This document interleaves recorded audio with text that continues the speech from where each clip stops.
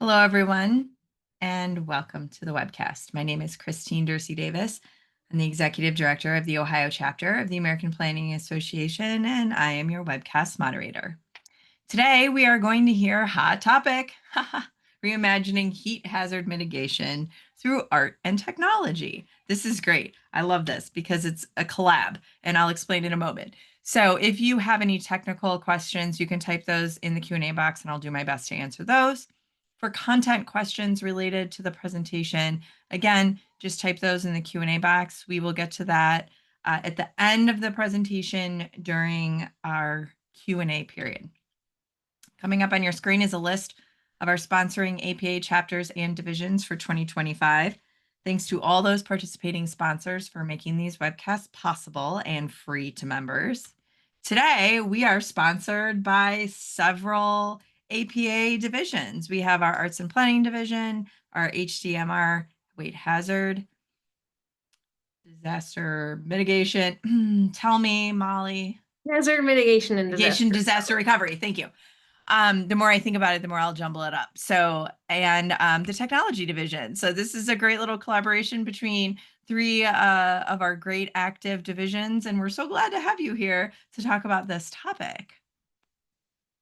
Coming up on your screen is our next couple webinars that are coming down the line. It's always a little slow this time of year, mostly because it's conference season. But boy, are we booking now for the rest of November and December, and then it's 2026. I don't know when that happened, but you can register for these and all of our upcoming sessions by heading to our website, ohioplanning.org/planningwebcast. Today's session is worth a 1.5 CM credits, and you can log those credits by visiting planning.org, log into your My APA account, and from there you can search by the title or event number, both of which are going to be found on our website. If you're on social media, be sure to like us on Facebook. That's where I post any important date or time changes, when new sessions are available for you to register for, and a weekly reminder of what's on tap.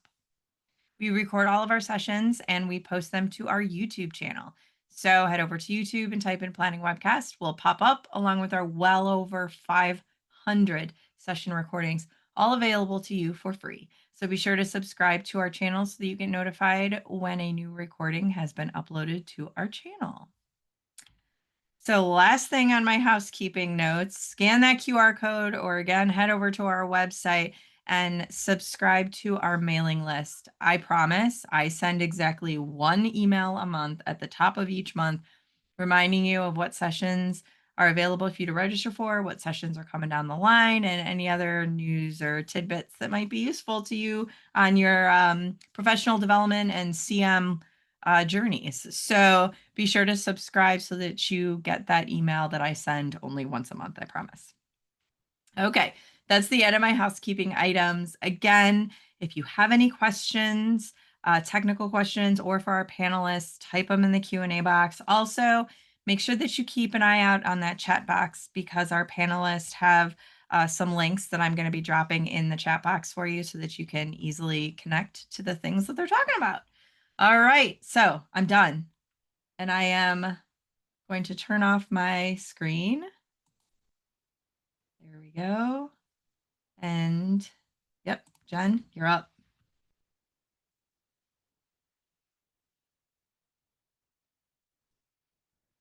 I had myself muted. All right. Thank you so much, Christine, and thank you to APA Ohio for having us today. My name is Jenna Miko Kaplan. I'm the Professional Development Officer with APA Arts and Planning Division, but I am not the only division represented here today. We are also joined by APA Technology and APA Hazard Mitigation and Disaster Recovery Planning. We're super excited for this to be a collaborative effort as we talk about, like Christine said, hot topic, reimagining heat mitigation through art and technology. I'm going to be helping facilitate today's panel, but you'll be hearing from our panelists, and I'm going to turn it over to them as they introduce themselves on the following slides.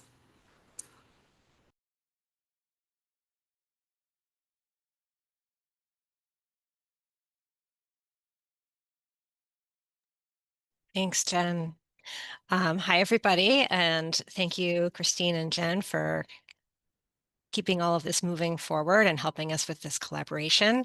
My name is Anna Sengupta. I am the chair of the APA Arts and Planning Division. I'm also director of Arts and Culture at the Metropolitan Area Planning Council, or MAPC, which is the regional planning agency for Metro Boston.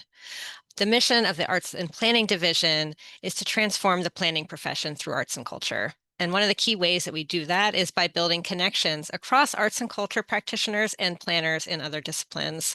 We have increasingly seen ways that artists are engaging in communicating about and addressing impacts of extreme heat across the country, and are really excited to be bringing information about the role that artists can play in promoting heat resilience to this conversation in partnership with the Hazard Mitigation and Disaster Preparedness Planning and the technology divisions of the American Planning Association. And I will turn it over to Molly. Thanks, Annis. Hello, everyone. My name is Molly Mowry, and I serve as the current chair of the Hazard Mitigation and Disaster Recovery Division, fondly referred to as HMDR. So our division brings together practitioners and professors, researchers, students, retired professionals from many different sectors and across many different hazards. We're working on a variety of pre and post-disaster planning topics. And because hazard mitigation and disaster recovery planning really touches on so many of these topics, we love to collaborate with other divisions. So we're really happy to be part of today's important webinar. And we also like to celebrate our members for their achievements. I just want to give a quick shout out to this year's one of our divisions awards was for a Planning Innovation Award. And this year we recognize the state of Arizona's Extreme Heat Preparedness Plan, which outlines how different agencies in the state can prepare for extreme heat events. So Sarah Bassett will speak more to that plan during her presentation since she was involved in it. So I'll turn it over to her now for her introduction. Thank you so much, Molly, and it's really great to be here with everyone and collaborate. My name is Sarah Bassett. I sit on the board for the APA Technology Division. I'm also a professor of practice at Arizona State University and a practicing planner. At the APA Technology Division, we first and foremost really work hard to advocate for the responsible and best use of technology and data in the support of planning. But in large part, we really look to think about how we make our planning community, our citizens, and all those involved ready for the future through emerging data and technology. And so we're very excited to collaborate because certainly, as others have said here, planning every issue is really cross-cutting, and extreme heat is no different. So we are looking forward to a high level of collaboration, both in this and sort of in the extreme heat planning world. So with that, let's get it kicked off, and I will hand it back to Molly to get us started on extreme heat. Thanks, Sarah. 1 second. We're actually going to also introduce one of our panelists before we kick it back to Molly. So Claudia, do you want to introduce yourself quickly? Sure. Hi, everyone. I'm Claudia Sarasua. I am a board member of the Arts and Planning Division. I get to support the great work that Annis and Jen do in their role. But I am also the Arts and Cultural Planning Director in the city of Cambridge. I am in the Community Development Department, which is our planning department, and get to bring that arts perspective to our planning work. Happy to be here, and I'll get to share more about my work later on. Thanks, Claudia. Now kicking it over to Molly. Thanks, Jen. So we wanted to just start with a really brief overview of what we mean by extreme heat. There's actually no single universal definition of extreme heat, since it's typically very unique to what's considered normal for an area during a specific time of year. So many agencies may define extreme heat based on how unusually hot and humid it is, given the time and place where the heat is occurring. Extreme heat can also be based, though, on whether a certain temperature is reached for a certain length of time. So, for example, I live in Colorado, and the Colorado Department of Public Health and Environment defines extreme heat as 3 consecutive days with high temperatures at or above 100 degrees, or 3 consecutive days with highs at or above 95 degrees, where the record high is broken on one or more of those days. So again, it does vary based on agency. And so we just encourage you to be familiar with what extreme heat means for where you are. Next slide. Some people may also think about extreme heat affecting only some regions. So I just mentioned I'm in Colorado. A lot of people think about how hot it gets in Nevada and Arizona in the summer, but This is really a hazard that can affect many people across the US in different geographies. So this slide just shows an example from earlier this year. Some of you may experience the widespread heat wave that occurred in late June, and it brought record-setting temperatures to much of the central and eastern portions of the US. So there were actually more than 100 million people across, I think it was over 700 different counties that experienced record heat towards the end of June. Next slide. And there are a variety of impacts that can be caused by extreme heat. I'm sure if any of us have experienced extreme heat, we know some of these very well. They include things like impacts on human health. It's very disruptive to our sleep if you have pre-existing health conditions. In fact, extreme heat causes more death than any other form of extreme weather or hazard events, and this has been increasing. So we'll talk a little bit more about projections for extreme heat in a little while. It can also be really disruptive to activities, just even as simple as our school days sometimes get canceled, recreation, outdoor activities, outdoor work. It also can threaten agriculture and food supplies, like our crop yields, or contribute to more invasive species. One of the other things we don't always think about is how it may deteriorate infrastructure and transportation systems or equipment. I think one of the things I work in the wildfire world, and so one of the other effects that we see on hazards, including extreme heat, is how it increases our need for emergency response and, public health, the increase in capacity needed for these resources, and sometimes it ties them up. We need to redirect them to this type of event. And the other interesting topic or impact that I think is emerging is the growing threats to insurance industry and different insurance industry sectors. So if we think about the impacts of extreme heat disrupting some of these transportation systems or driving up different claims due to dysfunctions or dysfunction in equipment, we start to think about how it even has financial or economic impacts on many levels. And then finally, we think longer term, we don't talk about this so much today, but longer term, there's growing interest in how extreme heat and other impacts from other hazards may contribute to climate migration. So many impacts of extreme heat. And next slide, we'll talk about who's really at risk. I think what's important to know is that everyone is at risk from experiencing the dangers of extreme heat, but there are some groups that are more vulnerable than others. This includes people with prolonged exposure to extreme heat due to potentially outdoor activities, could be workers, athletes, emergency responders, people such as pregnant women, newborns, children, other adults, or people with chronic illnesses are also populations at risk. And then next slide. And a few other populations at risk can also include indoor workers. So indoor workers that may not have access to air conditioning, or people who live in dense urban areas, also without air conditioning, where the urban heat island effect raises temperatures. So just a quick side note, if you're not familiar with the term urban heat island effect, which is illustrated by this graphic here, it really refers to situations where cities tend to get much warmer than their surrounding rural landscapes. And cities meaning typically the downtown urban core. So this temperature difference occurs when the city's unshaded roads and buildings gain heat during the day, and then they radiate that heat into the surrounding air. So sometimes highly developed urban areas can experience mid-afternoon temperatures that are 15 to 20 degrees Fahrenheit warmer than their surrounding suburban or rural areas. And then I just wanted to add a note here. Another emerging threat that we're seeing related to extreme heat is for people who may be subject to what's called public safety power shutoffs. This is when utilities will de-energize their lines during an event such as a high wildfire risk day. So this can really be a double whammy because this coincides with high heat when people want to have their AC on and stay cool. And these populations may be in rural or urban areas. Next slide. So in terms of the future of extreme heat, the future projections of climate change and extreme heat show that These extremely hot days are projected to occur more often. Heat waves are projected to occur and get worse, meaning we will see more multi-day heat wave events that are longer. They affect more of the country and become more severe. And then warm nights are also expected to become more common.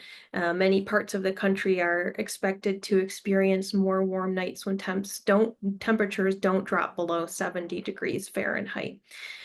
So this really means people and places don't have a chance to cool down overnight. Next slide.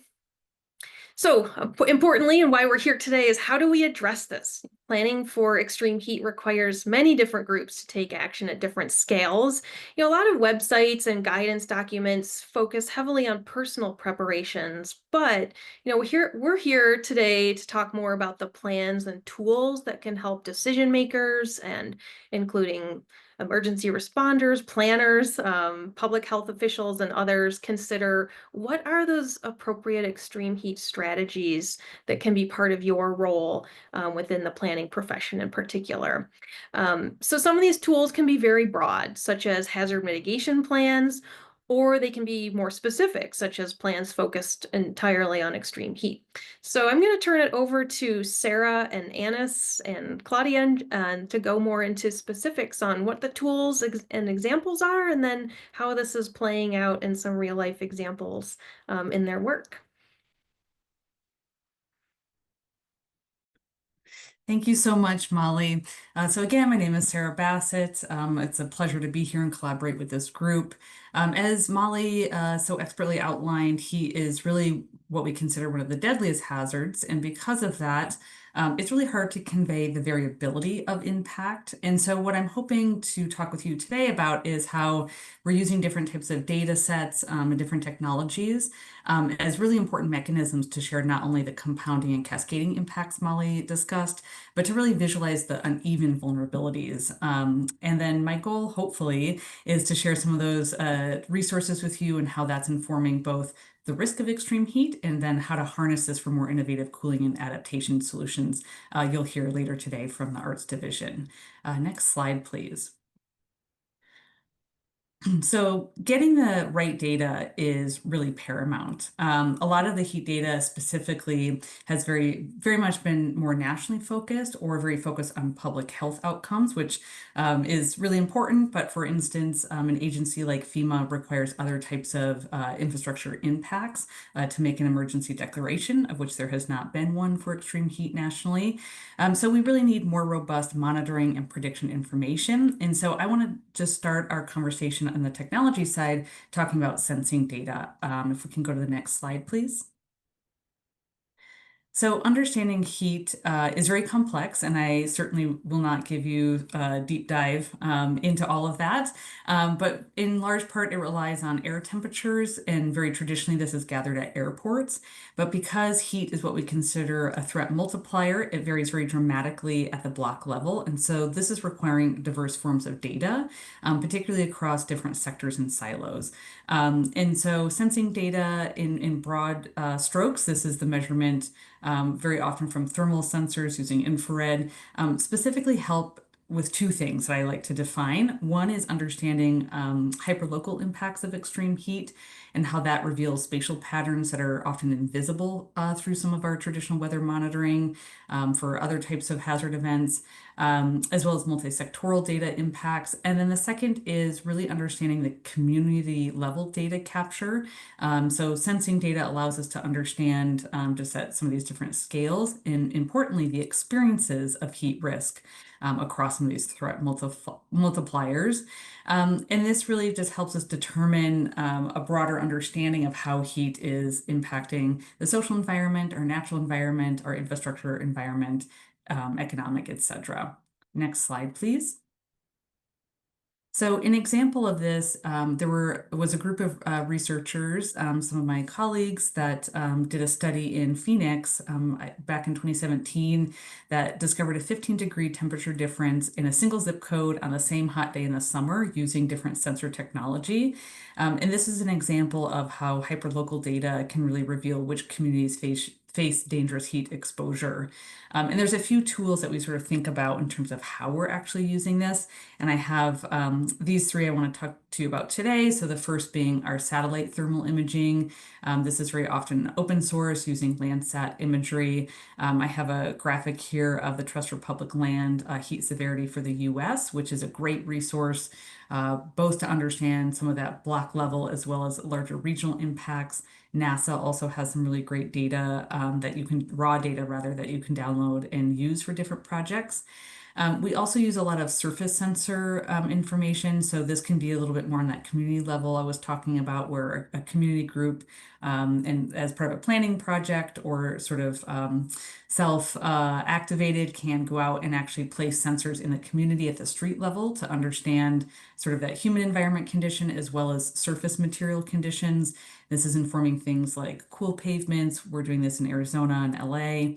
And then finally, in the sensing world, we're doing a lot with mobile heat mapping. So this is actually attaching sensor information on transit or public infrastructure.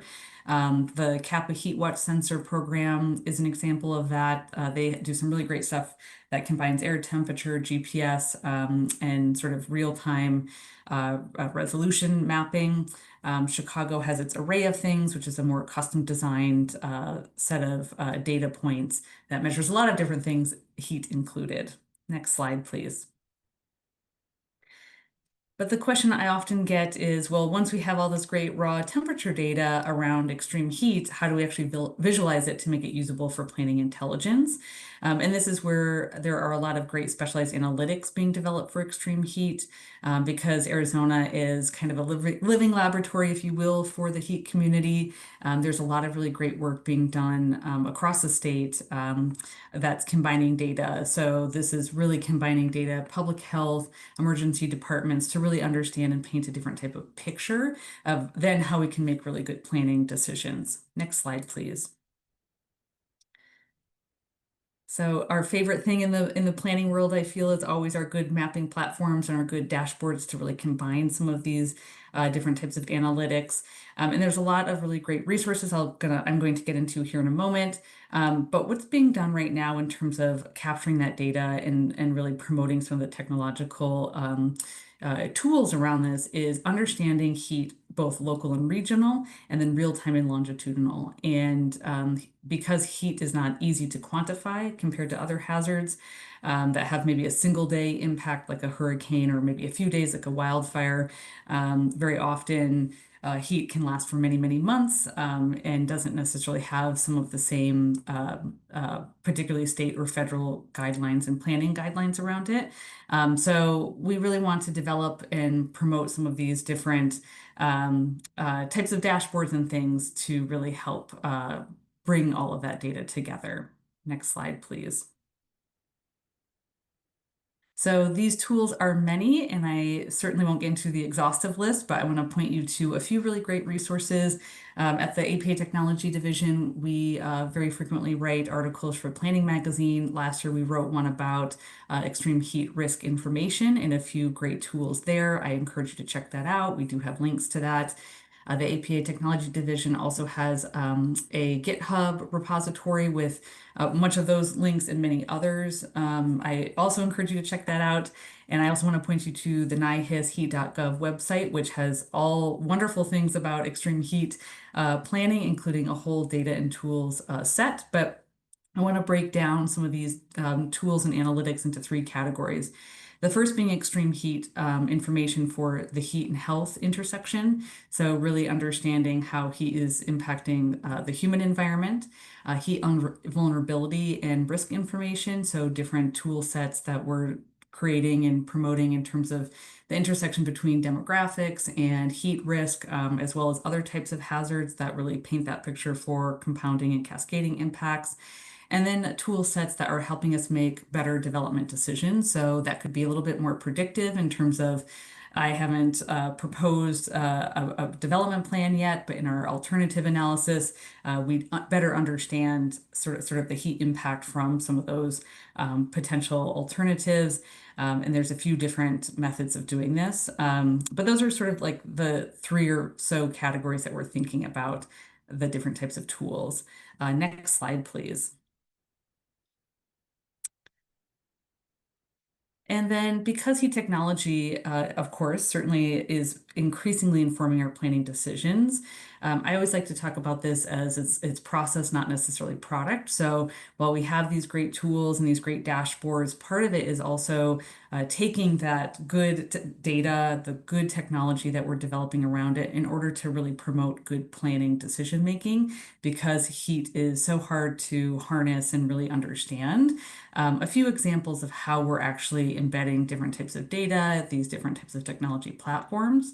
On the next slide, this is where we're really taking some of that heat sensing and analysis that to directly drive planning decisions. So I always like to say that because data can convey these hidden impacts of heat across different sectors and silos, a lot of the tools become the vessel to promote what I like to say is coalition building, driving state level planning actions for heat. So an example of this, we did this in Arizona. A lot of the robust data sets that either myself or many of my colleagues and many, many others doing amazing work in this space help to really inform that heat is not just a one issue, sort of one sector impact. It's really impacting public health and emergency management, infrastructure development, transit use, all of these different areas. And that's really bringing together different state agencies and coalitions to really plan for heat better. And as Molly mentioned, in Arizona, the Extreme Heat Preparedness Plan won the HMDR Tennessee Topping Planning Innovation Award. This is very exciting because a lot of work went into combining and telling a story around extreme heat and its impact across the state to bring really a lot of groups together. This is also being done in other states as well, but a lot of cities are right now using these different types of data and tools to drive heat action plans that are informed by some of this real-time data to coordinate things like emergency preparedness and response, these different planning efforts, influence things like performance-based building codes adjusted to some of those extreme heat exposures on the neighborhood scale, regional data platforms to help response differently and coordinate systems. And then, of course, our community level heat risk information. We also did this in Arizona and created a heat ready rubric at the neighborhood level based on sort of local level data collection, as I was describing earlier. Next slide, please. So a lot of different mechanisms for how we're using different data and technology for the planner toolbox, just some examples of those outcomes of sort of the pipeline from data and technology into a lot of our great different tools that we're developing. And certainly not an exhaustive list, but how data is really informing what we're doing in the extreme heat space. Next slide, please. And finally, I would be remiss if I did not talk about the future of extreme heat planning and some of our emerging technologies of how we're actually looking to understand heat risk with greater detail. The first being using the digital twin technologies to really simulate extreme heat. We did this in Arizona as well. We use Esri City Engine and Unreal Engine to create an immersive environment for the City of Mesa's general plan, and there was a part of that that looked at different types of shade structures, and really were able to test different types of interventions. This won the APA Arizona Planning Excellence Award and the ASLA Merit Award. Singapore, while not U.S. domestic, is also has a great example. They have a really robust plan on using digital twins to understand specific cooling interventions in their 3D city models. There's a lot of work being done on the human thermal comfort analysis. So this is really looking at the physiological heat stress on people, not just air temperature. There's a lot of great work being done at Arizona State University on this as well, of actually measuring the human body and how the different heat effects are influencing that in hot temperatures. And then finally, AI enhanced or machine learning systems that are really working on forecasting heat patterns and cross-analyzing that with different vulnerable populations before a potential heat event. We're also using some of these types of conditions to look at things like tree cover access in cities, and understanding where different types of vegetation might be missing, and this can inform development and code and zoning innovations, and then also how we optimize cooling center placement. So really thinking about that resource share. So a lot of great work being done in some of the emerging technology space, a lot more than what I have here, but hopefully this is a good sampling of some good things happening. And next slide. So I just want to end on this idea that while data informs policy and planning, storytelling is really one of the devices that we're using to drive action in this space, in part because hazard, as I like to call it, is really so hidden because those effects of extreme heat are not experienced by everyone in the community and not on the same scale. And extreme heat requires both different sort of silo and sector relationships in order to convey its impact. I want to hand it over to Annis and Claudia to show how art specifically is one of our other communication devices that complements the data we've been discussing, but also really highlights impact and innovative solutions. So over to you, and thank you so much.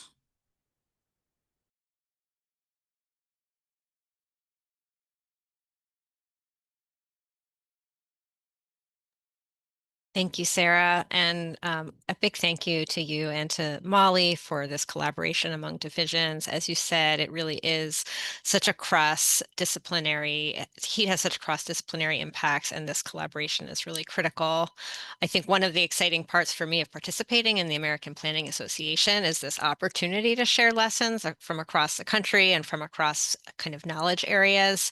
And it means that places like Massachusetts, where I'm based, that are just sort of starting to experience the effects of extreme heat, can be learning from places that have been managing and responding to extreme heat for many years. And I want to just note this Cool It with Art guide that I'm going to speak about, which is was published by MAPC in 2021 to highlight local and national examples of artist-led approaches to communicating heat risk and mitigating its impacts, really built on sort of the robust kind of planning strategies and data work and technology that has allowed us to better understand extreme heat and how it's differentially spread across a region, and understand that there are some communities that actually need different communication strategies in order to help them understand what that risk is, how to respond to it. And so this guide was developed to inform our regional planning work and also to make it easier for communities, particularly those who are facing the highest exposure to and vulnerability to extreme heat, to be able to use art as a strategy for heat resilience and make those resilience efforts more culturally resonant and impactful. And thank you. Yeah. And we'll share a link to this resource in the chat. Next slide. As I mentioned, MAPC is the regional planning agency for Metro Boston, and we serve 101 cities and towns through a range of planning practice areas, including land use, transportation, environment, clean energy, public health, and arts and culture. And the Boston region, like many places, has experienced a long history of disinvestment in communities that are primarily home to Black, Indigenous, and communities of color, and many immigrant communities. And that disinvestment has resulted in poor access to green spaces, fewer trees to shade homes and sidewalks, and a concentration of roads and parking lots, industrial land, warehouse facilities that exacerbate the experience of extreme heat in very localized ways. And so this Cool It with Art guide was initiated by our public health department to document creative approaches that address extreme heat in culturally resonant and responsive ways, and to offer actionable recommendations for how to bring those approaches to Metro Boston, but these are also applicable in other places as well. The public health team partnered with arts and culture and community engagement staff to develop the guide with the goals of promoting healthy, climate resilient communities, promoting creative approaches to address climate-driven extreme heat impacts, and to reduce disparities in exposure and vulnerability to extreme heat. The guide provides an introduction to these different types of interventions and has a series of case studies to document the role that art and artists play in tackling extreme heat, and ends with implementation guidance. So it highlights 3 different types of interventions: creative engagement, creative cool infrastructure, and creative communications. So creative engagements really demonstrate artists and creatives as leaders in developing public participation and programming that promotes climate preparedness and resilience. They strengthen community cohesion and connect community members directly with cooling resources and can be used to gather data about how the public responds to extreme heat events. And we've seen how this really does create more of a communication, active communication channel between the folks who are trying to give the advice about how to respond to extreme heat and the folks who are experiencing the impacts of the heat itself. And it can lead to a feedback loop that allows for for better interventions and better targeted response. The creative cooling infrastructure projects involve artists and creatives actually creating interventions that directly address and mitigate the impacts of extreme heat by providing shade or other opportunities for cooling for the public. And creative communications highlights the role that artists and creatives play in developing messaging that promotes awareness of climate risks and preparedness strategies. Next slide. And it really does draw on lessons from places that experience a lot of heat. So it has three of the national examples, and there are more that I wanted to highlight, come from Lexington, Kentucky, Phoenix, Arizona, and Los Angeles, California. So Splash Jam, which is what you see on the far right in Lexington, Kentucky, is an example of creative infrastructure that was combined with creative engagement, completed in 2016 through a partnership between the Lexington Downtown Development Authority and the Gale Institute to respond. It was designed to respond to public demand for water play places. And it's an interactive temporary splash pad with both seating and shade. It included pedestrian safety improvements as well as new park amenities alongside the splash pad. It has 28 water jets, comfortable seating, plenty of shade, and offers visitors an opportunity to relax, stay cool, and get out and play. Park guests were also able to connect to Bluetooth speakers located at the boombox-shaped splash pad, so it allowed them to play the music that they wanted to hear. Then another featured project in the guide is from Greater Phoenix, where the Nature Conservancy worked with a wide range of community partners to produce nature's cooling systems heat coping stories. The storytelling-based engagement effort resulted in an audio gallery of testimonials featuring residents' experiences with heat. Participants attended the workshops and participated in storytelling activities to identify hotspots in their neighborhood and brainstorm ideas for heat safety. And the effort resulted in a heat action planning guide to help communities implement solutions. It demonstrates the power of creative engagement to generate actionable strategies to address heat, but also to generate qualitative data that helps to complement this wide range of increasingly granular quantitative data to help people map where heat is happening and how people are experiencing it. Another project highlighted from the guide is from Los Angeles, the Zeus Eco Mural, as another example of creative infrastructure.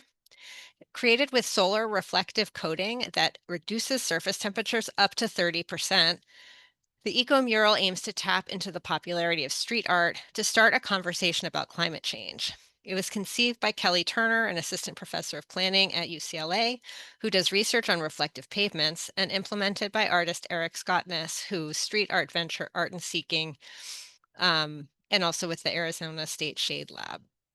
So this is an example of actually trying to mitigate that urban heat island effect that Molly was speaking to earlier.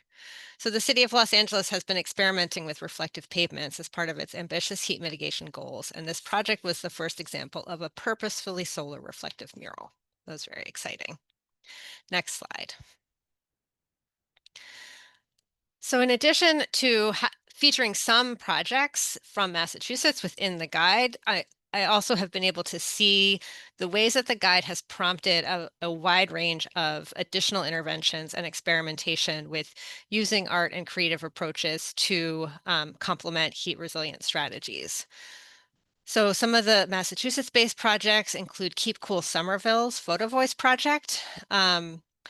This features photos that were taken by Somerville residents who recorded their experiences with extreme heat and the actions that they took to keep cool in the summer of 2020. Their images and stories helped shape a cooling strategies toolkit that will be used by the City of Somerville, community organizations, and residents to better prepare for heat in the future. And several of the Photo Voice participants remained involved as members of resident action teams, designing small-scale pilot interventions that would promote heat resilience in 2021.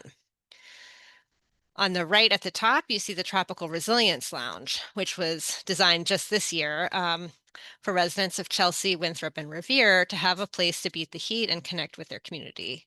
Artists Carolyn Lewinberg and Eduardo Chacon offered a multi-sensory cooling experience where people could share their own stories of staying cool and learn how to stay safe and refreshed during the summer.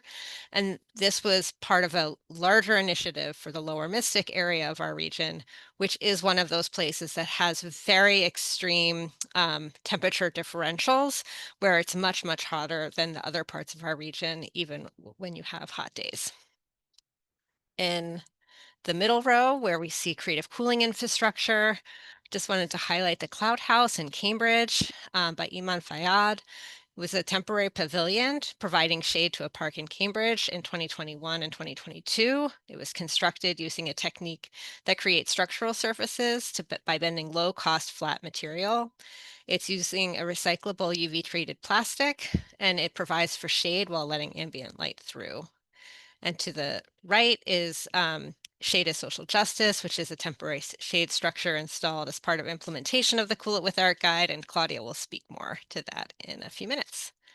On the bottom, Creative Communications includes examples from earlier Schools of Thought on Climate Change on the left, is a sculptural and video installation that shares findings from focus groups that explored the impacts of climate change, including heat, on workers in construction, farming, home healthcare, and fishing.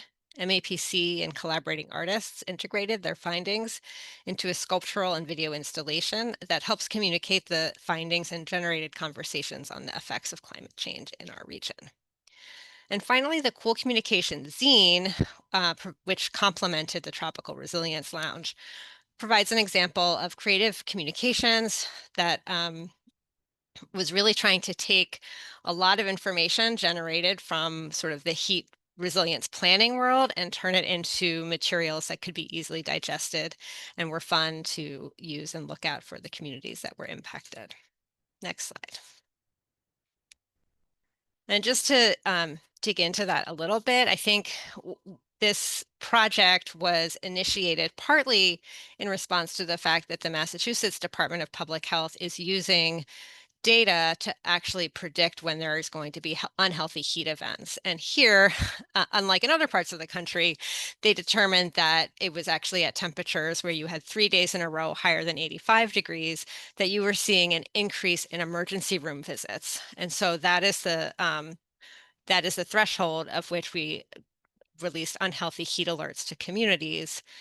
And as part of that, this creative strategy creative communication strategy was designed to better reach residents who needed to learn the information about when there was unhealthy heat events happening, how they could respond to them, and what they could do to stay cool. And with that, I'm going to turn it over to my former colleague and fellow Arts and Planning Division board member, Claudia Sarsua. Claudia not only helped to develop the Cool It With Art Guide while she was at MAPC, but she's also leading implementation of it in the region, and I'm really excited for her to share the Shade of Social Justice project that she developed and led. Take it away, Claudia. Thank you, Anis. So I'm going to share a little bit about Shade of Social Justice and an example of how the City of Cambridge used the power of art and design to advance our heat resilience work. Shade of Social Justice is an initiative started in late 2022 that invites artists and designers to develop solutions to some of our hottest public spaces. Next slide, please. So this is Cambridge. Cambridge is a city of 118,000 residents. It's across the Charles River from Boston. In the past, or historically, blizzards and inland flooding have been our primary climate disasters, and that is changing. We can recognize 6 inches of snow, 2 inches of water, but 3 consecutive days of 85 degrees and higher is something new to us. It's invisible, and we are trying to deal with that, find creative ways to deal with that. Next slide, please. So as temperature rises, we can see the impact of discriminatory policies in our city. On the left, you'll see a redlining map. In the middle, you will see our tree canopy map, and you can see a direct relation to the legacy of redlining in Cambridge. And then on the right, you will see our average ambient air temperature on a summer day. And you again see that correlation directly from discriminatory planning policies. Next slide, please. So as extreme heat becomes a more frequent event here in the city, in Cambridge, and in the region, we are looking at long-term and short-term solutions. We, in the past, have deployed cooling shelters, which look like just a typical gym with tables and chairs, AC, of course, and are actually moving away from that practice since the last time we opened a cooling shelter was in 2022, and we had about less than 5 residents use them. And in conversations with my public health colleagues, we started to look at what a quick build solution could be that would bring cooling to where people are. So their proposed solution was a misting tent, which is, something that you can see right on the right, and can get easily from a catalog, could be easily deployed. And more than anything, from the municipal perspective, in terms of procurement, it was something that we could easily acquire. Next slide, please. So in this context is how shaded social justice came to be as an opportunity to show how artists and designers can be part of our climate solutions, tapping into imagination, allowing us to experiment in public space and bring climate justice. And more than anything, help us make heat invisible. Next slide, please. So our first series of installations happened in the summer of 2024. We did 3 installations. Each site was very unique in their context, but all of them were highly active and used by the community and in desperate need of cooling. The image on the right is a piece called Sunblock. It was designed to respond to the programs of the space, acting as a stage. It is also in our entertainment district. But it used the size, the volume to highlight the lack of shade in the space, but also to call attention to the need for shade. This installation came back this summer, and will be decommissioned by the end of this season. It was designed by local architects Matthew Okazaki and Gabe Serra. And then the second installation on the left, top left, it's called Shade, designed and programmed by a local group of teens. You can see them there in their uniforms. They focused on developing a space that was literally and figuratively cool to hang out. During one of our design sessions with the teens, one of them said that McDonald's is their safe space during the summer. And so this is an attempt by them to recreate McDonald's. And why McDonald's? Because it's a place where they can get something to eat and drink for fairly nothing.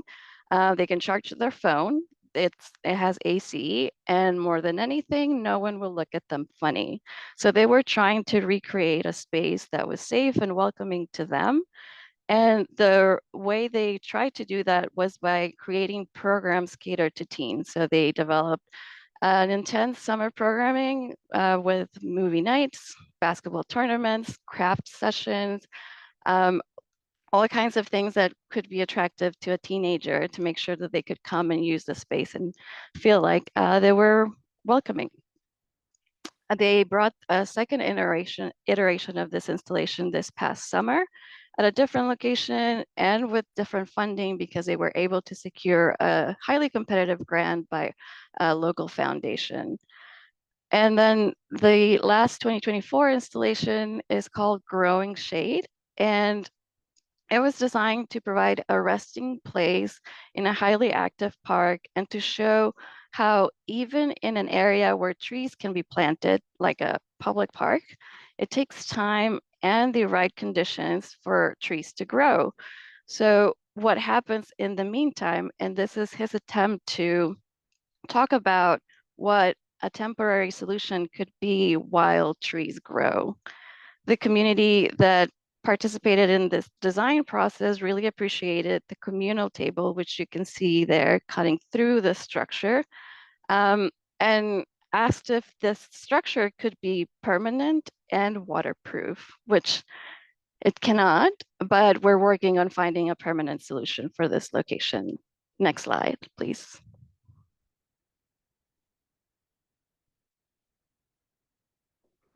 So for the summer of 2025, we had 2 new installations. On the left, you see an installation called Heat Blooms by the collective Art for Public Good, which is led by artist Carolina Aragon. They developed these blooms that open up at 85 degrees to signal that it is time to seek shade and cool down. There are a total of 67 blooms that represent the number of 911 calls that we have received in the past 4 years that relate to a heat emergency.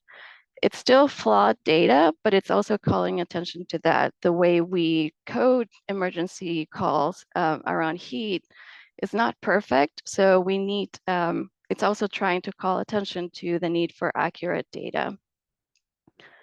And then on the right, it's an installation that was just completed last week. So what you have here is a rendering. It's called A Little Cooler. It's by a group, Agony. It's a play on championship flags, what you see in the typical sports arena. It honors the love of basketball in that community, in that park.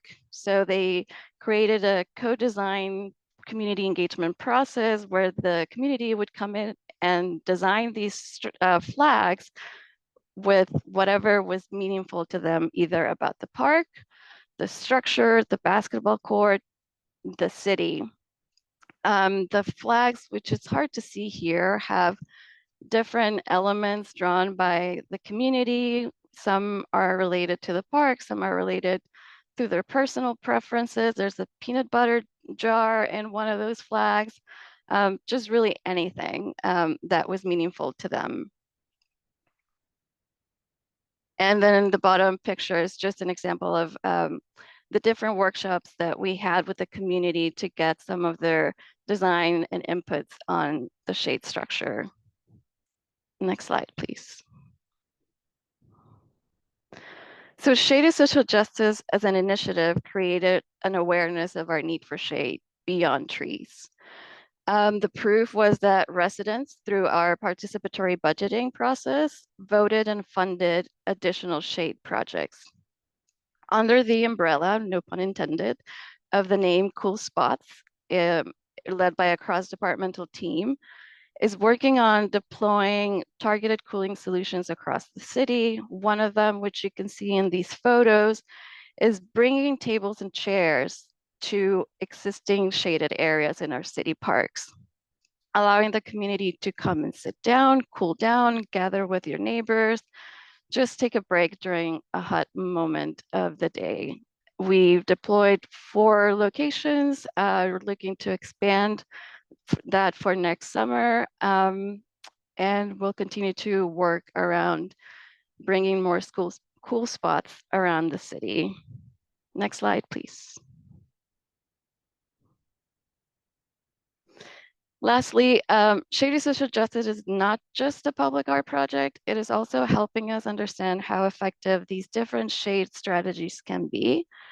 Through the deployment of heat and humidity sensors in and around our shade structures, we can see that during extreme heat events, a shade structure like sunblock, like the one I showed you before, can provide around a 10-degree cooling impact. This is informing future work around the need for shade in public space, and as well as long-term planning studies. We are also using a recent shadescape study led by one of my colleagues in the community development department to understand how to continue to advance this work, shade of social justice, and bringing artists into our shade-related work. Next slide, please. So I'm going to give you a brief takeaways, and hopefully that you also took away from this presentation. You have seen by now our work around technology, data, and art and disaster preparedness, just to give you a sense of how risk and data inform our planning solutions, require planning solutions.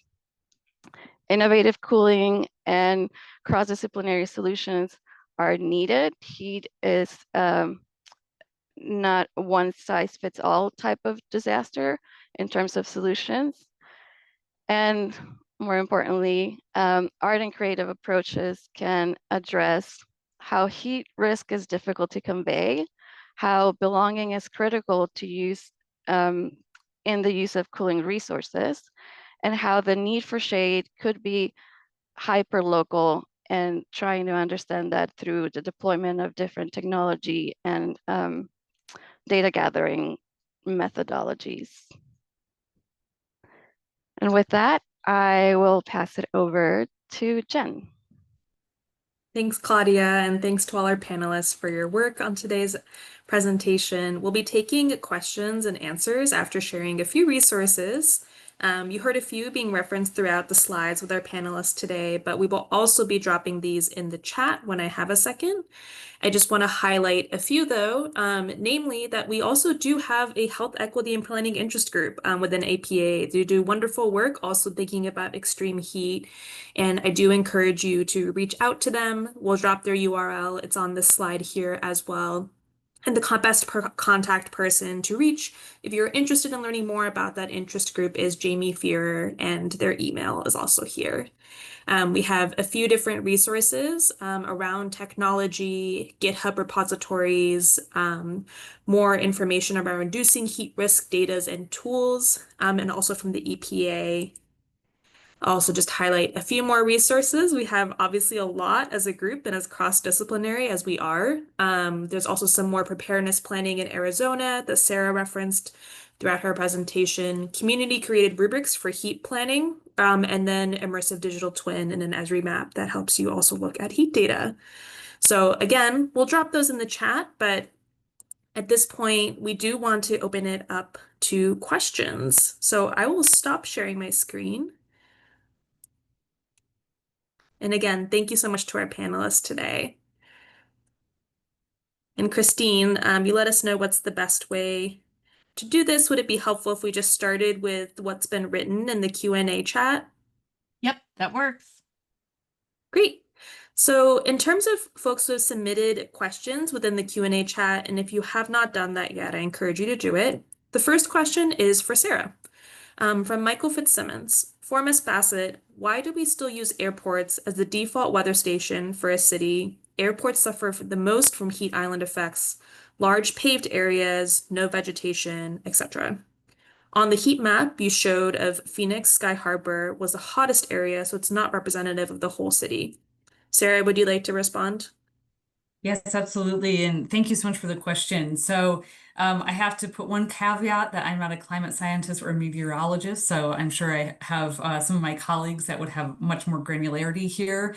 But in general, or airports typically and historically have served as those default weather stations because they already have high quality equipment for aviation safety, and particularly they meet those strict meteorological standards. Many airports are located on flat ground, open terrain, and so that's a little bit more ideal for accurate measurement just because it's away from or sometimes above different types of city infrastructure, and very importantly, has decades of data. And so we can really do some long range historical analysis around heat data. Typically, when we report on this, we adjust for the fact that there might be urban heat island effects. And sort of recognize that industrially. I will say, just as a final response to that question, there's increasingly supplemental sensor networks being placed across cities to capture that variability. So it is a known known concern, but a great question nonetheless. Thank you so much. Thanks, Sarah. And folks if you don't know how to submit a Q&A, it is just at the bottom of your screen on your Zoom bar. You can type a question in there and then I will receive it and make sure that our panelists are able to answer it. Another question that came in is from Jenny Plummer-Welker. Would Claudia please be able to talk more about participatory budgeting and how that led to funding of the 4 cool spots? Claudia? Sure. I'm not a scholar on participatory budget, but I can tell you that the city of Cambridge has been doing this funding mechanism for about 10 years, where we allocate a certain amount of money of our operational budget to let the community decide how we should spend it. So we go through intense periods of community engagement with the community coming up with ideas, submitted them through a public portal, having volunteers assess the feasibility of these ideas, checking it with city staff, and then putting them up for voting, for public voting, so the community can vote for the most feasible ideas. So I think it was in our last, already 2 cycles ago, where the idea for additional shade structures came in, and they referenced shaded social justice as like the inspiration. And it was an idea that was voted for by the community and allocated around $450,000 for us to do shade related work. And this group of cross-departmental staff has been meeting frequently to think about how to best invest and use this funding, given our limitations, being such a dense city, limited right-of-way, underground utilities, and procurement challenges. So it is going to be a long-term project, but right now the first iteration or a project to come out of that funding is these cool spots that you see, these different brightly colored tables and chairs. Hopefully that answered your question. Thanks, Claudia. And actually, just a quick other budget-related question was from Colleen Odell.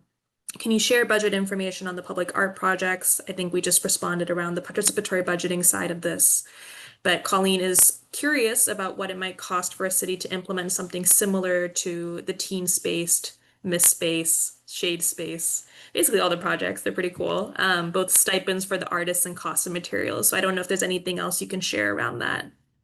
Sure. So the original budget for each installation was $27,000. So each design team had $27,000 to both cover their design, but also fabrication and installation. It's not a lot. It's something that, it's what we had to work with. And some of the teams did their own fundraising to support their work, either their own design fee or some of the programs. Particularly the teen-led program was supported by the additional grants from the public health department, from the school department. Our mayor's summer youth employment program supported the teens employment. And I believe that's it in terms of additional funding sources. But that's just more or less the reference of what we started with. Thanks, Claudia. Great. I do just want to note that we had a nice message from someone that just said, good job. I missed their name, but just put that there.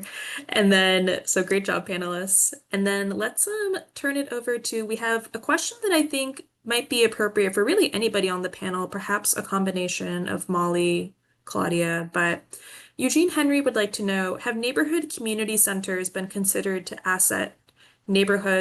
assist neighborhoods find areas of relief from heat? For example, some communities have used community centers to serve as or provide comfort stations after a disaster, specifying hurricane, tornado, flooding. Molly, you look ready to respond to that. Thanks, Jen. And hi, Eugene. Thanks for the question. Yes, in some of actually in our wildfire planning work in California, we've seen the emergence of what's called resilience hubs, especially in a lot of the general plans that we get to review and their safety elements. They may name resilience hubs as an action for communities to provide And it does speak to multiple hazards. And I spoke earlier about, for example, public safety power shutoffs. So those resilience hubs are meant to serve as physical locations for, people to go to.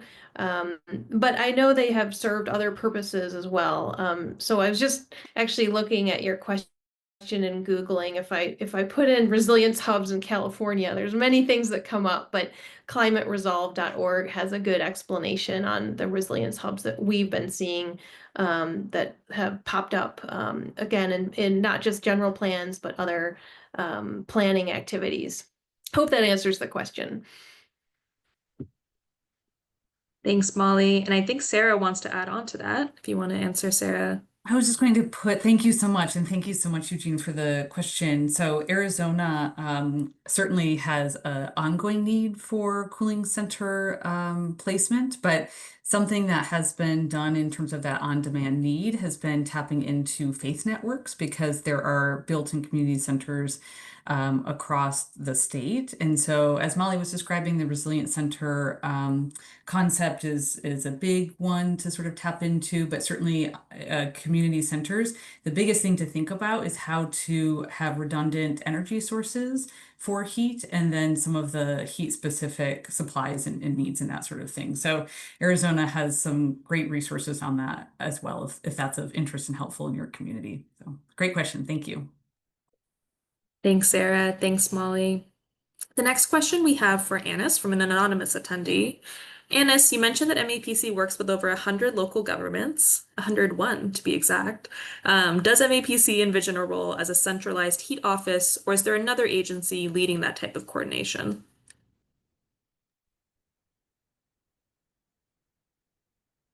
That's a great question. I think right now the work is actually being led mostly by our State Department of Public Health. I mean, we do have other kind of climate related statewide agencies that are trying to provide more of a like repository of resources that anyone in the state can go to. And I don't think we right now necessarily see ourselves as becoming a regional heat office, as like a centralized regional heat office, but we certainly are trying to make sure that we're piloting efforts to, for example, the Lower Mystic Cool Communications program allowed us to use our staff time to supplement the staff time that is in the municipalities. So we would email them to let them know that there was an unhealthy heat alert. We had strategies for communications materials that we were providing that all the municipalities could each use and send out to their networks, and then we could do an evaluation of what their uptake was and supplemented it with these creative artist-led interventions that was providing another way to test what was actually working in terms of generating awareness of heat risk and response, and reducing the like emergency room visit happening. So, I think we're like a central partner, but probably don't have the capacity to like focus so intensively on heat for the entire region. But that's a great question, and something that we can start asking around to figure out who can hold that work.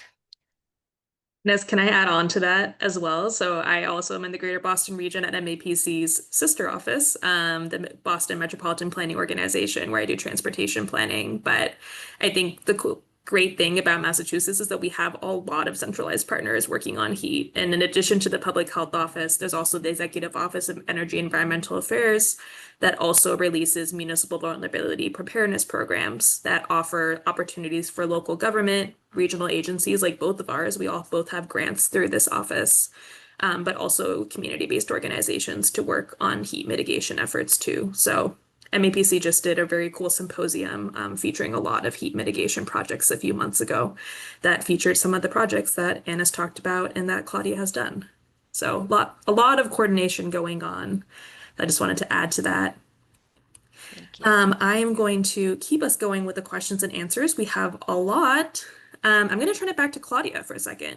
So Claudia, you have a few follow-up questions about your project. So I'm going to combine two, but we can do it piece by piece. The first one is from Deborah Matherly, and the second one's also from Deborah. Deborah would like to know if the youth installations idea has been considered for permanent programs. And she would also like to know if there has been any issues with vandalism or theft of the chairs and tables provided for cool spots. So for the youth installation, for now, we have agreed as a city to have them do this iterative approach to shade for the next 3 to 5 years. So we would let them use a public space that they can deploy then their structure and their program. I'm unclear right now whether we would commit other than the space, additional funding. So it is a quasi permanent program right now. And then for the vandalism of the shade of the tables and chairs, I mentioned we had 4 locations. One of those, all the furniture disappeared. So we have had vandalism happen, but because we saw this as like a pilot and a relatively low cost intervention, we knew that there was a risk of that happening, and that would also help us understand the site conditions. So while 3 out of the 4 stayed relatively intact, we now understand that the 4th one is not more suitable for that type of intervention.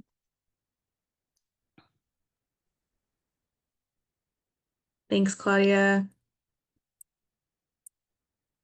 All right, the next one is a question for the group again, whoever would like to respond to this, but can you elaborate on efforts or techniques used to get cross-disciplinary or cross-department collaboration? For example, and this is a question from an anonymous attendee, where this anonymous attendee lives, their city has an amazing tree planting giveaway program, yet there appears to be no strategy about placement in high need areas. So can any of you speak to how you get cross-disciplinary, cross-department collaborations, kind of like the panel that we have today? I'm happy to kick us off. So something we did in Arizona, and this was many years in the making for the extreme heat preparedness plan, was really sort of have a show not tell model because heat affects everyone differently and it's very hidden. We worked very hard to develop different data sets as well as tell stories. So really approach different agencies and government organizations and companies and businesses with that approach. So data and story to convey heat impacts.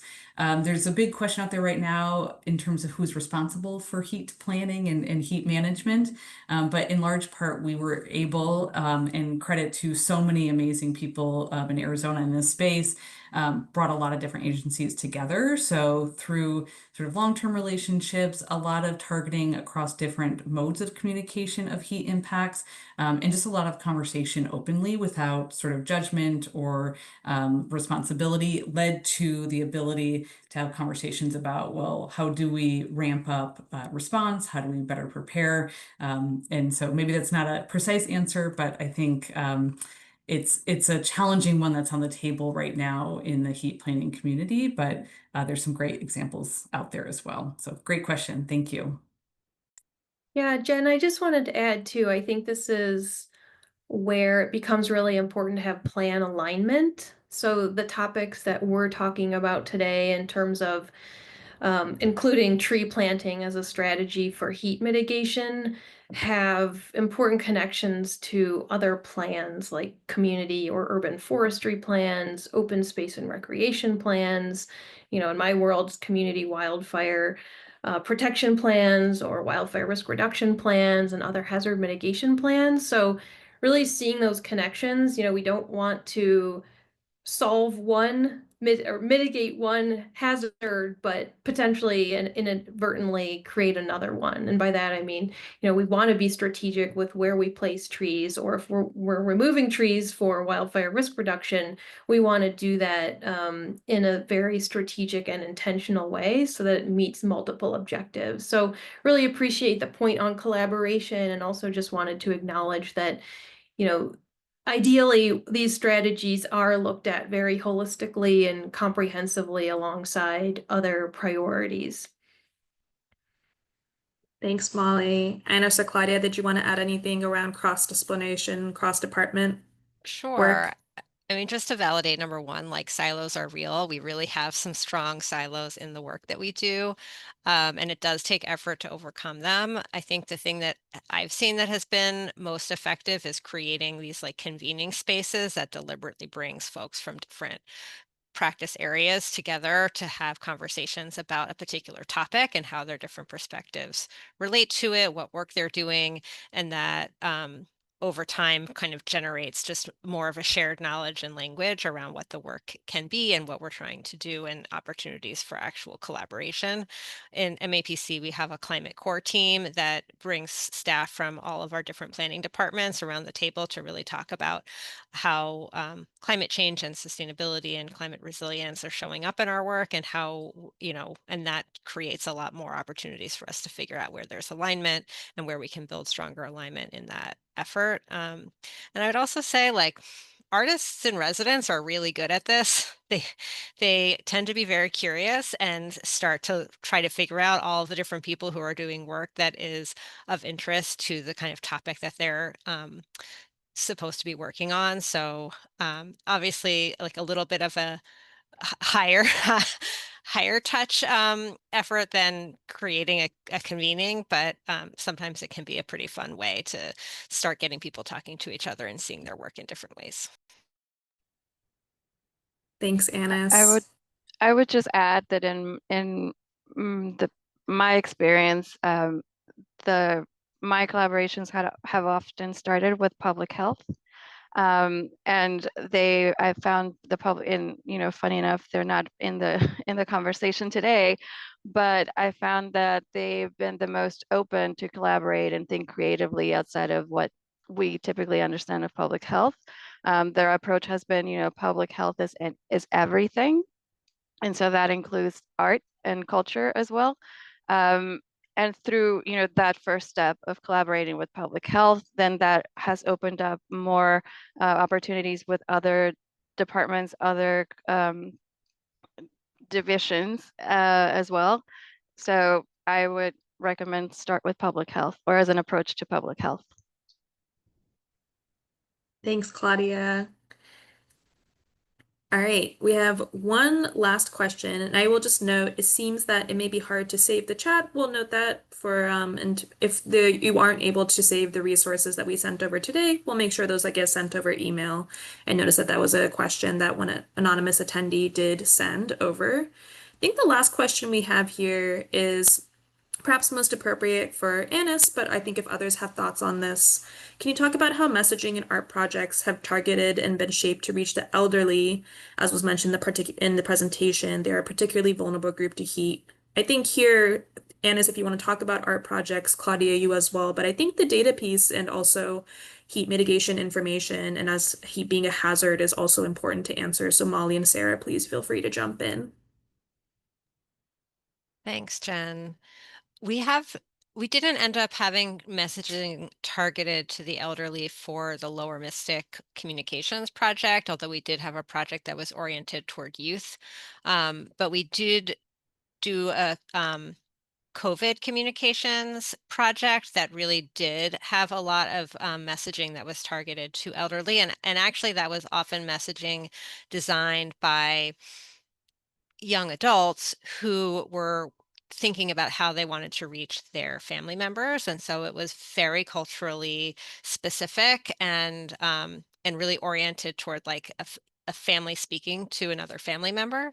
And I think that was a very effective strategy for that particular type of messaging. And I know that we are in our agency and in the region doing work with seniors around climate resilience issues. And so I anticipate that that may be something that we can explore more directly in the future. But curious if Claudia has examples as well. So one way we're trying to reach to the elderly or older adults is through our block party program. We currently offer incentives for the community to host more block parties to build community and social resilience. We offer $300 and free play equipment for anybody that is interested in hosting a block party. And within the program, we incentivize that they reach out to their neighbors. We started giving out meet your neighbor cards so that they could write down their names, their contact info, and the type of resources that they would be available to offer. And so specifically during the heat season, we make sure that all the applicants know that it's a extreme heat event and that they should reach out to their neighbors or make sure that they have power, water, and all types of the necessary things that they may need in the event of heat. Thanks, Claudia. Sarah or Molly, did you want to include any notes around how you message around data for extreme heat and extreme heat as a hazard when it's, a disaster for particularly vulnerable groups like older people, older adults? I think the only addition I would make is really trying to bring those communication devices to where sort of specific, target populations are living and recreating and working. I know, right, putting PSA information in, say, hospital systems, educating sort of the healthcare workforce around the PSAs to communicate heat risk information, but then also, places of leisure, parks and down seasons, faith communities, sort of taking that information to where people are has been really effective, not just for elderly, but information on bus stops or child care centers, schools, etc., is really important. I don't have anything else to add. Thanks, though, Jen. Great, thanks. That seems to be the majority of the questions that we have from the audience on today's panel. I'll give everyone another minute to add anything else that they want to have answered by our panelists today in the Q&A. But in the meantime, thank you again to the APA Ohio chapter for hosting us today.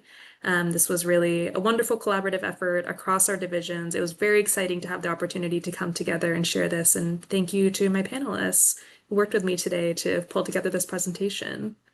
Great. Thanks, everyone. This was a great discussion. Folks, don't forget to log your CM credits. If you need the title or the event number, you can find them on our website. Also, don't forget to register for our upcoming sessions. And again, we've recorded this and we will post it up onto our YouTube channel along with all of the links and the things. So, and our YouTube channel is youtube.com/planningwebcast. Okay. Well, thanks again, everyone, and for this great collaboration. I appreciate all of you. Everyone, have a great weekend, and we'll talk next time. Thank you.